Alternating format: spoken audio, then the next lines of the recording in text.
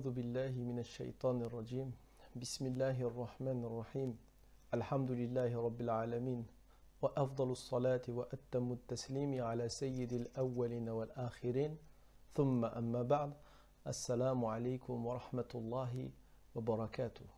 Aujourd'hui nous allons parler du mérite du repas de l'aube, en arabe as-sahur. Nombreuses sont les traditions prophétiques qui insistent sur la prise de ce repas béni.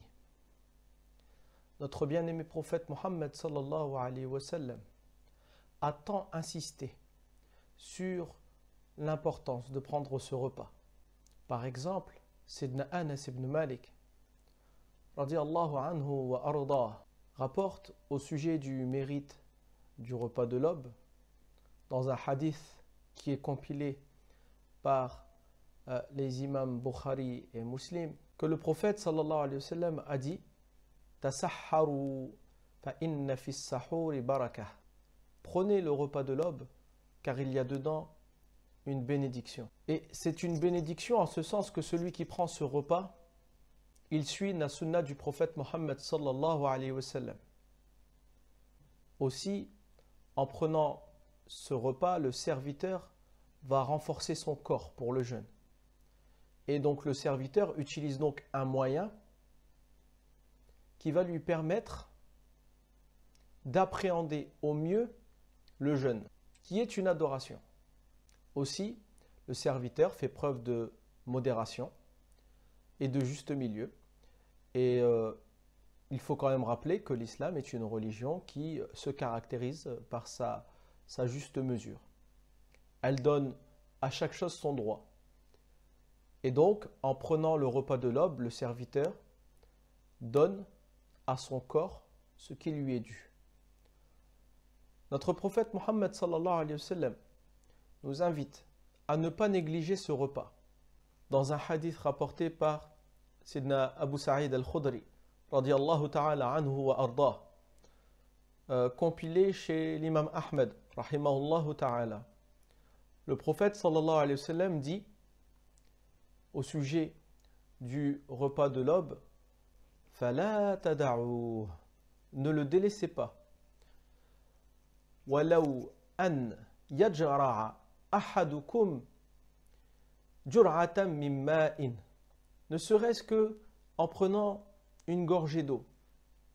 فَإِنَّ اللَّهَ وَمَلَائِكَتَهُ يُصَلُّونَ عَلَى الْمُتَسَحِّرِينَ, car certes Allah et ses anges prient sur celui qui prend le repas de sahur. Subhanallah, Allah Ta'ala et ses anges prient en faveur de celui qui répond à l'invitation de ce repas. Allah Jalla Jalaluh bénit et fait miséricorde à celui qui prend ce repas. Les anges invoquent pour ceux qui prennent ce repas. Alors maintenant, quand est-ce que doit être pris ce repas?